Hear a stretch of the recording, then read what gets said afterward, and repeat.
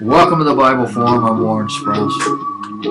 Every Sunday night from 8 to 10 p.m. we do this live. We talk about things that are happening in the news and around the world, things that bear on your life. In this segment, we're talking about social issues. Black Lives Matter. And they do. Black Lives Matter as an entity does not seem to have a website. What you find instead is posted on a webarchive.org address. The movement grew out of a 2012 Trayvon Martin murderer by the name of George Zimmerman. The fact that Zimmerman was acquitted in a court of law doesn't seem to matter. In fact, it just infuriates them. It's an event wherein 17-year-old Trayvon Martin was mistakenly identified as a possible source of criminal intent as he walked home late one evening. It was not his neighborhood. He was kicked out of school. His mother sent him to live with his father. Zimmerman didn't know him. Zimmerman was patrolling his neighborhood in an effort to protect it from vandals. He apparently approached Martin and was immediately embroiled in what he called a fight for his life. The court ruled Martin's death to be the result of Zimmerman's belief that he was indeed in a fight for his life.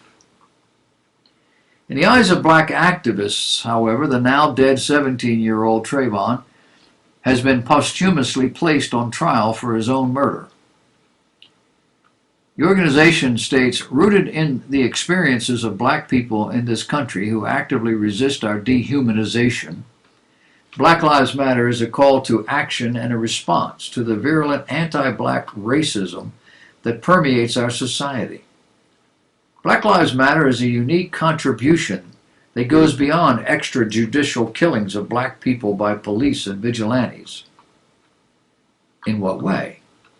Well, Black Lives Matter is working for a world where black lives are no longer systematically and intentionally targeted for demise. They go on to say, we affirm our contributions to this society, our humanity, and our resilience in the face of deadly oppression. We have put our sweat, equity, and love for black people into creating a political project, taking the hashtag off of social media and into the streets. The call for Black Lives to Matter is a rallying cry for all black lives striving for liberation. Their credo? Whereas the Civil Rights Act of 1964 was clearly integrated with articles and amendments of the U.S. Constitution, the Black Lives Matter movement's goals and purposes espouse unconstitutional change. We call for an end to the systemic racism that allows this culture of corruption to go unchecked and our lives to be taken. We call for radical, sustainable solutions that affirm the prosperity of black lives throughout America. We want accountability, acknowledgement for our pain and injustice. We demand divestment in the police force. We demand investment in the health and prosperity of our communities. To emphasize how black poverty and genocide is state violence, the website offers statistics. How the 2.8 million black people are locked in cages in this country is a state violence. How black women bearing the burden of a relentless assault on our children and our families is state violence. How black, queer, and trans folks bear a unique burden from the heteropatriarchal society that disposes of us like garbage and simultaneously fetishes us and profits off of us, and is state violence. How 500,000 black people in the U.S. are undocumented immigrants and relegated to the shadows. They're talking about Spanish-speaking people from Mexico and South America.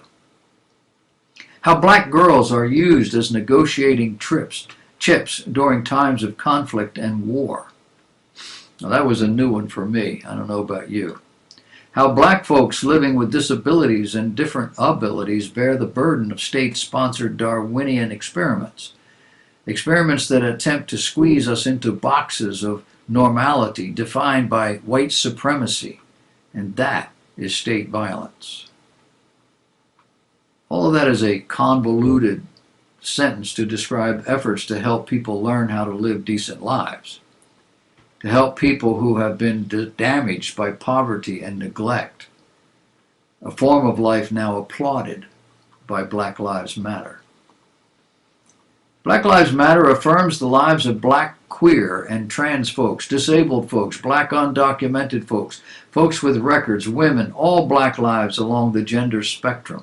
It centers those that have been marginalized within black liberation movements. It's a tactic to rebuild the black liberation movement.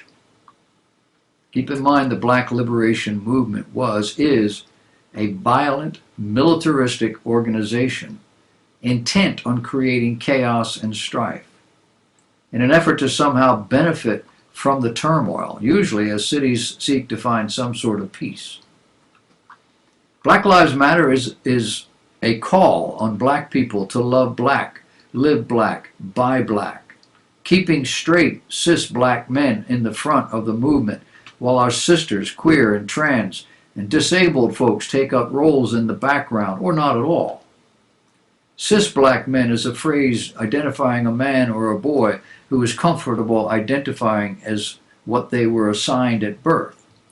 The phrase is short for cisgender, male. Unfortunately, the phrase is cis male, or a variation of the same, and is sometimes used as an insult by people who want to delegitimize someone else's opinion by attacking their identity. The website is informing people of events scheduled for 2015. So what about 2020? Well, the recent Black Lives Matter protests peaked on June 6, when 500,000 people turned out in nearly 550 places across these United States. That was a single day in more than a month of protests that still continues today. 4 recent polls, including one released this week by Civis Analytics, a data science firm that works with businesses and Democrat campaigns, suggest that about 15 to 26 million people in the United States have participated in demonstrations over the death of George Floyd and others in recent weeks. These figures would make the recent protests the largest movement in the country's history, according to interviews with scholars and crowd counting experts. In reality, Black Lives Matter is an excuse to get even. Reality dictates that if you want to get along and or be accepted, you demonstrate your willingness to blend with the culture in which you live. We do it all the time as we move about the world.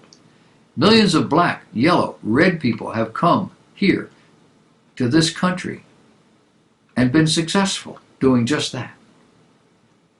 Do they like it? Probably not in every case. Is it necessary? Yeah. The Chinese are not going to make an exception for you and your cultural norms. The Russians, the French, the Iranians, the Congolese are not going to simply look the other way should you act as though their laws and customs don't matter. No society can prosper allowing citizens to work against the cultural norms that have been established by the vast majority of the people.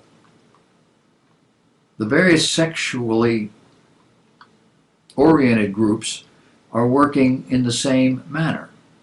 Accept my deviance, accept my opposing, destructive lifestyle, or be guilty of discriminating against me, and I'll take you to court, because discrimination is unlawful.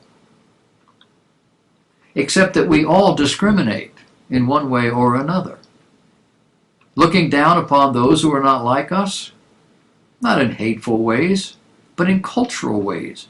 It's just that the dominant culture has the power. I don't believe I ever have discriminated against any person simply because of the way they looked, they act, they dressed. That a person chooses to live a decadent lifestyle, or a person refuses to treat others in a decent way, or a person just simply won't try.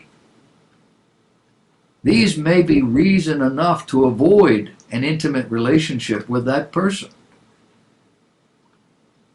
And now that's a form of discrimination that's unacceptable.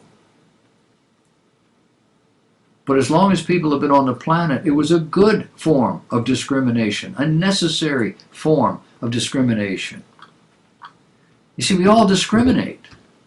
We discriminate against the foods we don't like, the colors we don't like, the cars we don't like, the music, the movies, the television shows, and yes, the people we don't like. Or we don't like how they smell, or how they act, or how they speak. And we discriminate against them in the sense that we don't bring them into our inner group. But we all have that right. For example, I don't have the power to make our government do what I think is best, right, or good. I discriminate against all who would lead us down the road to destruction. How do I do that? I don't vote for them if I know that's what they want to do. Do I hate them? No.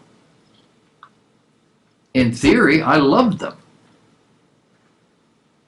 You have to work with definitions and circumstances under in those cases. Do I have the right as an American to choose those with whom I will associate intimately? Absolutely. Am I discriminating if I do that? Yeah. And so are you.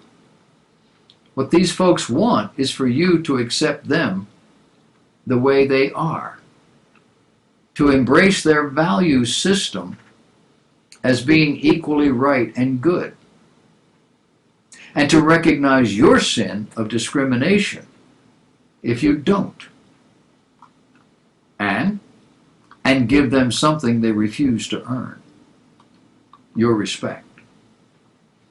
Respect, regardless of how they live, speak, behave, or what they do. The radicals in these groups want to be accepted, rewarded, despite their philosophy of life, despite their contributions to good order and productivity. And if I don't give them what they want, they'll tear my house down. No. Look what they're doing in city after city today as we speak. And why? Well, because they can. They now have a legitimate excuse, a legitimate reason. And the leaders of these cities are encouraging them. They believe they are simply exercising their rights. But even the most liberal cities are starting to complain. Right? They're bowing to the mobs, cutting police budgets and so forth. But these cities are starting to see that no matter what they give, it's never going to be enough. Now I'm here to say that, I could have told them that. And so could you. Whereas the Civil Rights Act of 1964 was clearly integrated with articles and amendments of the U.S. Constitution, the Black Lives Matter movement's goals and purposes espouse the opposite. We call for an end to the systemic racism that allows this culture of corruption to go unchecked and our lives to be taken. And they go on to list those things I've already told you about. The acknowledgement and accountability of our pain and injustice, the divestment of the police force, and the investment in the health and prosperity of our communities. And you know what? They're just liable to get it. It would be interesting for all of these cities that are so rabidly liberal if they would just give in to all these demands and say, okay, we'll embrace you and it, let's go. In 10 years, no one would be living there except these people.